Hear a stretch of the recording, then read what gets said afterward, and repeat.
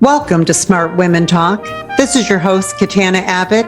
I'm a midlife millionaire coach and a certified financial planner, and I search the world for smart women and a few good men, including best-selling authors and thought leaders who are on that leading edge.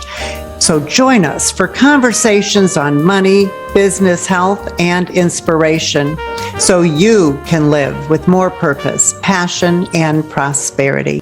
Hello, everyone. This is Katana Abbott, and I want to welcome you to Smart Women Talk. Today, we've got something just a little different planned for you. Our special guest host, Colleen Kilpatrick, and I are going to be having a conversation about how to plan for long-term care in retirement. So this includes caring for parents, caring for friends, family, and for ourselves. So we are living so much longer than we did in the past, and along comes this question: what happens to my finances if I need long-term care? And so it's really this, that the fear of dying has been replaced by the fear of living too long. And the fear of living too long is the fear of running out of money in retirement. Rosalind Carter has this quote, and I want to share it with you. There are only four kinds of people in the world: those that have been caregivers, those that are caregivers, those who will be caregivers, and those who will need caregivers. It really covers all of it. Colleen and I are going to be sharing today our personal caregiving stories because we've both been caregivers, why you want to plan and how to go about planning for the cost of long-term care. And then we are going to talk about the different kind of policies that are available and some of the must-have features because they're all very different. I have been a certified financial planner, a CFP, since 1987. I've been helping people plan for their retirement and planning for long-term care. And I also teach long-term care strategies to the Michigan CPAs. This is an area of expertise for me. And I always say that no matter what, there's always a plan. Now, Colleen, I love having her come back here. She has co-hosted the show many, many times. She's actually been our guest too, because she's a multi-talented business owner. She's a creative collaborator and the author of the new transformational book called Eliminate What You Tolerate: A Simple Proven Way to Regain Focus, Increase Productivity, and Liberate Your Energy for the More Important Things in Life. You can get that on Amazon, and I just heard such great reviews about it. Colleen, thank you so much for coming back and having this important conversation with me. You're so welcome. It's always a joy and a pleasure to be back here having a conversation with you. Here at Smart Women, we cover these things on health, on our money, and on just being happy in life, being joyful. And so one of the things that I want to share with our listeners and why we wanted to bring this to everybody is this whole idea of the average woman who is a caregiver. And I think you and I are going to relate to this demographic perfectly. Mid-age woman who either works full-time or did work full-time and gave up a career where she loses an average of $324,000, not only in her salary, her income, but also in things like Social Security contributions, or what they call credits, contributions to retirement plans, promotions, just experience and knowledge of being in the market, being in the workforce. But it's something that I know we all do with honor. So I know you have a really touching caregiving story with not just your parents, but with your husband as well. So would you want to share that with us? Sure. So my caregiving journey began when I was 38 years old. I had just moved back from Las Vegas, where I'd worked in corporate America and then for a company as a marketing / organizational consultant for businesses. And I decided to start my own consultancy on the west side of Michigan. So I got everything set up. I had started a women's group of business owners and was coaching with them and started getting new clients. And 6 months into that, I got the call in the night that we've talked about 2 a.m, I get a call that mom has had a heart attack. She's in ICU on the east side of the state. So my sister and I got in the car and we drove through the night, having no idea what we would find. And my mom had what was called a sudden death heart attack, where your heart just stops. And it was actually stopped for about 14 minutes. They didn't know that she would live. She was intubated and ventilated, and she was completely out of it. And lo and behold, she did come back and she lived for another 11 years. But that was the day the journey began for us, for both my sister and I. And she was living on the west side of the state, had a family. I was single. And so eventually she went home and came back on the weekends. And then I took care of mom. I completely let go of my budding business. I actually moved out of that apartment in time, moved back with my parents for a couple months, and then moved to the east side of the state. But it began then, and my mom and dad kind of took turns over the years, over those 11 or 12 years. With my dad in ICU for a time, my mom in ICU, back and forth. And so my sister and I and my sister-in-law, the three of us, really managed their care, and we did quite well at doing that. But yeah, it's a challenge, as you had mentioned, for sure. Well, and then not that much longer after that, you had a similar experience, though, with your husband. Right. Do you mind talking about that, or?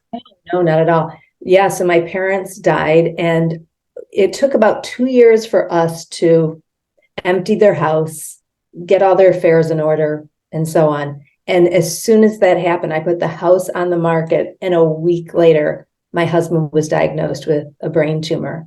And I became his caregiver, and he died about 9 months later after that. Yeah. Yeah, really, really tough. Yeah. And I know that the women who are listening, they're resonating with this because we all have our own caregiving experience, I am sure.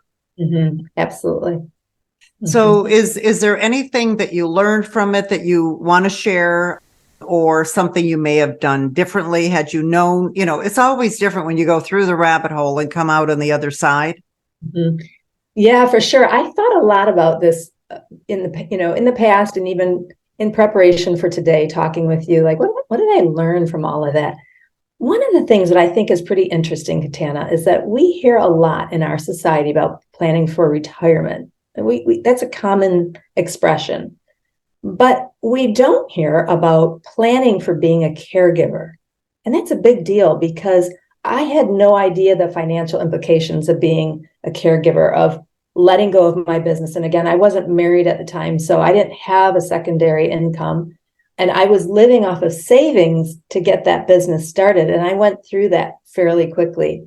And it's interesting that so many of us become caregivers, but there's very little talk about what that might look like financially, physically, or emotionally. Like, how do you prepare for that? How do you have your systems in order so that you can become a caregiver and do so freely with lots of love? Because it truly is a wonderful calling, I think, to be a caregiver for a parent. But there are challenges that could be prepared for in advance. Yeah. So that's one of the things I learned. The other thing is the importance of communication in the family. I think it kind of naturally falls on the shoulders of the girls, right? On the daughters. In our case, my sister-in-law was a godsend. But the guys, not so much. They continued to do their thing, working, whatever, and they didn't help out in that way. And so I think it'd be really helpful to have a family conversation saying, this is what's required now. This is what mom and dad need now. Like, it's multifaceted. It's not just physical care, but it's emotional care, and it's care of the home. It's driving to and from appointments. It's, sitting vigil, keeping vigil at the hospital, all those things. I think it'd be really smart to have really open dialogue with everybody in the family so that that's known. And the other thing that I think is super important for caregivers is the importance of self-care and the importance of finding joy every day with your patient or for yourself. Keeping joy alive in your heart and in your life. It's so easy to just get so consumed with the process of caregiving and appointments and making time for doctor's appointments and that kind of thing, that you forget about living fully. And I think my sister was exceptionally good at that, of finding ways to take care of herself and to make joy, to have joyful moments with mom and dad and memories, despite the fact that they were going through a really tough end of life period. She still made it fun for them. However, I say all that, she ended up having her own health issues at the end of that caregiving experience, as did I. Yeah, it took a toll. Yeah, it does really take a toll. And, I have like my own caregiving story with my folks that I want to share. And mine was that call in the night, just like you. My stepfather was 15 years older than my mom. And so she called and she told me that Dale had fallen, cracked his head open, and he was at the hospital. And while he was there, they found he had a bowel blockage and he also had lung cancer. Thank goodness we had done all the planning 15 years earlier, when I think he was 74, she was 58, and they had just gotten married. And he had said he was going to put things in joint ownership. And I said, Dad, that's very sweet of you, because I know you want to take care of mom, but there could be a better way to do this where mom could get income for her lifetime. But then when she passes, your assets will go to your kids, which are almost as old as mom. So he was so grateful. And not only did he get all the planning done, but they also bought long-term care insurance, the two of them. And so when this all happened, what I want to share with people that was the biggest blessing is that we didn't have to go to an attorney. We didn't have to, there was nothing to think about except their quality of life and their quality of care. I had already taken over as successor trustee for him, and I was able to advocate on his behalf. He lived a full year, a lot of happiness there. And we got them moved into independent living. Both of us have been caregivers for family members, but I know that for many of my colleagues, my baby boomer friends, their parents may have their plan in place or their parents are already passed.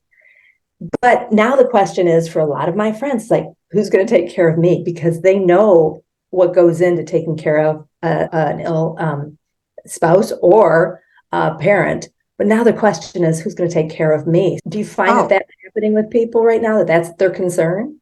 Absolutely. The number one concern is running out of money. That's what everyone talks about in retirement. It's because we're living too long. But a big fear, 7 in 10 people will need some form of care before they die. Wow. And it's going to be us. I mean, the women who are listening to this show, I want to share these stats, why it's so important. Women comprise 64% of long-term care claims. 75% of unpaid caregivers are women, just like we were. And women are likely to be on claim 50% longer than men. Women live an average of 5 years longer than men, and that's why 80% of men die married. 80% of women die single. The 80-20 rule. I mean, that's crazy. And then you had mentioned this about your sister. I believe you said she got ill from doing the caregiving. 40% of Alzheimer's caregivers die from stress-related disorders before the patient does. Unbelievable. 40%. Huge. Yeah. And I can totally relate to that because, as you know, my dad had Alzheimer's and it was incredibly stressful. One of the things I know that we have talked about a lot is planning for the future. Yeah. Like, how do you even go about that? Where do you begin planning? How do you do that? Well, I think the first thing you do is you have that conversation. You look at what you're going to have from Social Security. That should be the foundation of everybody's plan. What other income you have that is coming in, and you're going to find out, what the shortage is and figure out how to fill it. And I highly recommend that people get with an attorney and do some kind of planning. And so I know we're going to talk about the different kind of policies, but not everybody is healthy enough to get a policy. Quite a few get turned down. And also, maybe they don't have enough assets that it even makes sense, or they need to protect assets for the surviving spouse. So working with an attorney can make a huge, huge difference. And so my parents did all that, and I saw what it's like, and I highly recommend that people do it. But Colleen, even with all that planning in place, what you talked about earlier, the stress that's related to it, there's still going to be emotional and physical stress, even with everything in place, because it's such a highly charged thing. If you're a caregiver, getting that planning in place and finding out what your options are, I think that's so important. Yeah. And here, this brings up another really good point. Many people think that long-term care planning means planning to go to a nursery home, but that's not true, is it? No. Your parents, where did they age in place? And aging in place just means you stay home and you die at home. You get care at home. So your family aged in place, right? Correct. So they did, and that's what they wanted. But you know what? That was complicated too, because they didn't have a shower on the main floor. So to get them to go upstairs was a challenge. People think of long-term care. They think of nursing home. No, 52% of people age in place, 52%, more than half. And that's what they want. Only 20% go to assisted living. And so my folks went to assisted living, but they had to at that point. Then from assisted living, only 28% of people end up in nursing homes. And that includes all the people on Medicaid, because that's where, what Medicaid pays for quite often. Many people believe that Medicare or Medicaid will pay for long-term care, but we know that's not true. I've learned a lot about this from you. Can you tell us about how it works? Yeah, just real quickly, I want people to understand Medicare does cover long-term care, but it's very, very temporary. It's part of their health insurance for people over 65. Medicare is government funded, but it'll cover 100 days. The first 20 days are paid without a deductible. And then after the 20 days, there's a deductible. So if they have Medicare, Medigap insurance, it can help out, with some of the costs, but it's just temporary. And it's only really for skilled care. It's not for custodial care. Custodial care is like when all these old people are lined up in the hallways at the nursing homes and they have no one to care for them and they just need someone to take care. That's custodial care. That's very different from skilled.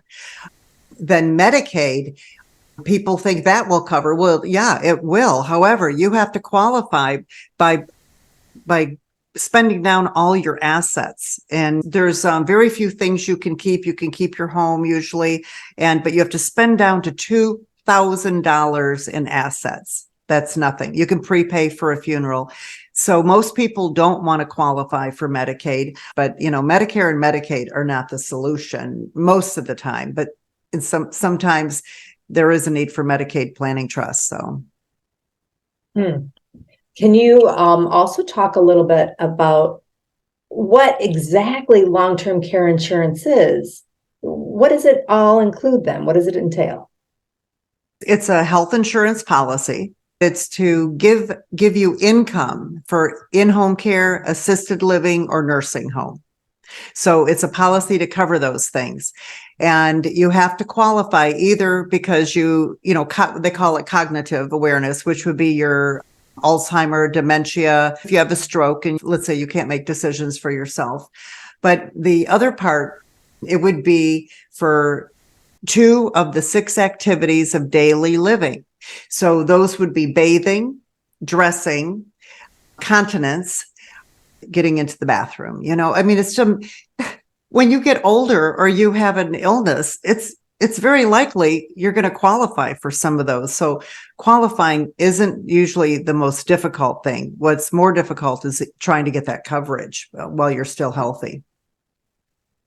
This brings up a really good point too, is the cost.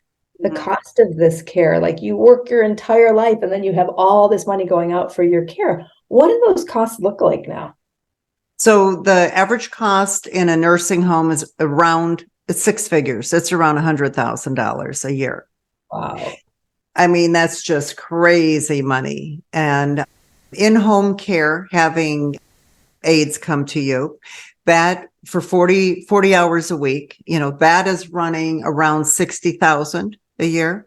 And then assisted living is about the same thing, 54,000. Now, of course, it's going to depend where you live, who you're using for that service. My mom, I can tell you, back in 2005, started out around $5,500 a month. There are all kinds of different policies I know that you talked to me about. Can you share a little bit about those policies? Okay. Types? I think the big thing is that to have someone get insurance for you that is independent and have access to all the different policies. When I was at American Express Financial Advisors, which became Ameriprise, we really only had like two options, and they were good options. And back then they really only had traditional where if you just pay a premium, and if you don't use it, you lose everything you paid into it. But I'm independent now, and I have access to all the companies. There's really 5 different kinds. Traditional is what I mentioned, what my mom and dad had. They used it. So you pay a premium into the insurance company, and then when you qualify for 2 of the 6 activities of daily living or cognitive, then they start sending you a check. If you don't use the benefit, you don't get anything back. Then there's life insurance. Most companies will have a life insurance. You buy life insurance for survivor income, something like pay off your mortgage, but they can put a rider on it for long-term care or chronic illness. So you could access the death benefit. So if you have $500,000, you could access the whole thing or part of it, depends how it's written up, before you die.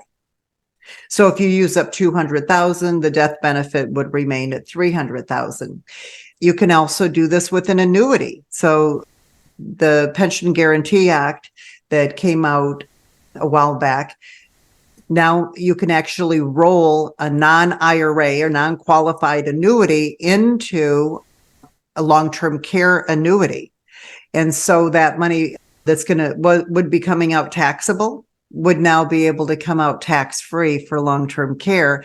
And if you put 100,000, let's say, of annuity money that you already have in that existing annuity, it could give you triple the benefit or double the benefit, depending on which company and your situation.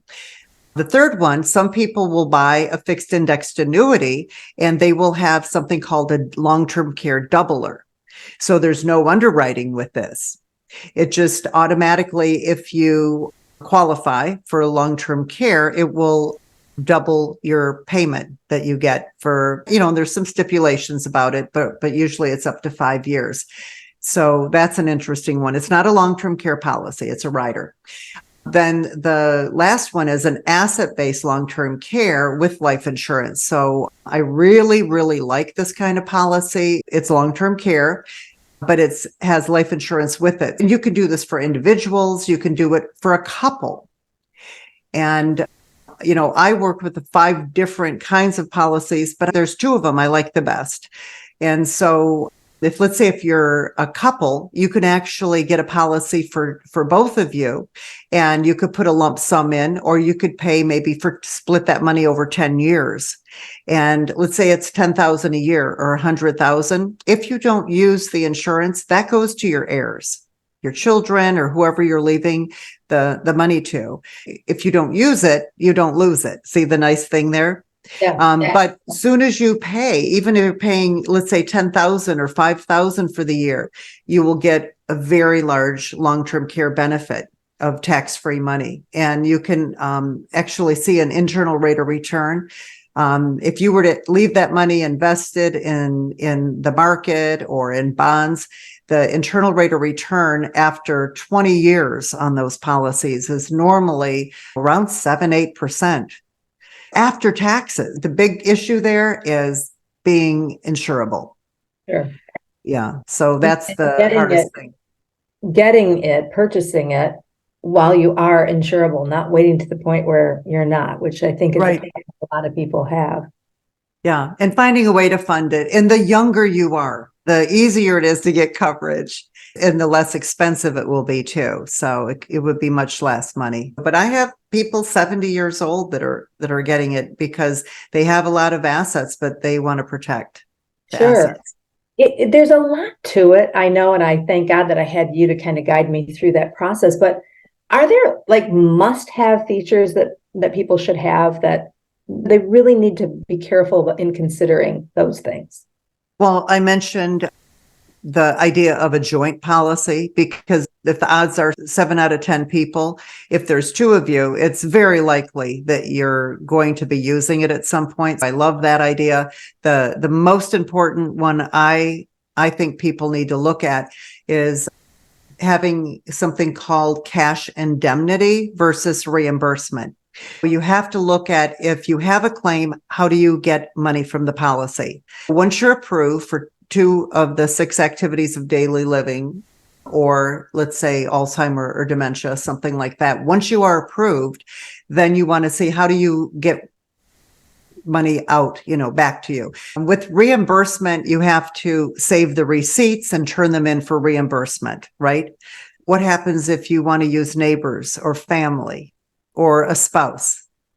There's no benefit. Right. Now, if you go into a facility, yes, then the facility can be reimbursed. But with cash indemnity, let's say if they say you get $4,000 a month or $7,000 a month, again, it comes out tax-free. That check just starts getting cut to you, whether or not you need it for expenses. If you're approved, it's indemnity. They're going to pay it out. That's what my mother had. And as long as you're on claim, you're going to get the check. You can use it however you want to use it. And so if you want to have, again, family, friends, a spouse caring for you, remodel the house. I mean, you could go live on the QE too, where they have doctors and nurses, on staff. Sounds good. I like that. Restaurant and maid service. And I heard someone actually did do that one time. So I love that. Great. So Colleen, we should really wrap. And I think one of the most important things is there's always a plan, but plan early. You can never plan too early. So plan when options are affordable and they're plentiful. I think that's the most important thing. Sure, absolutely. I know recently you finalized an exceptional planner to help people bring all of their documents together and get a plan together for their retirement. You want to talk about that at all? Yeah, and it's actually not just for retirement. The Smart Women Empowerment Life Planner, it's free. When you come join our community at joinsmartwomen.com, you'll be able to get it along with all our classes and programs that we offer. You just print it out, put it in a 3-ring binder, hole punch it, and you'll be able to organize all your finances, your legal, your medical, even with pets. I've come up with all the possible categories. And so you can pull everything together.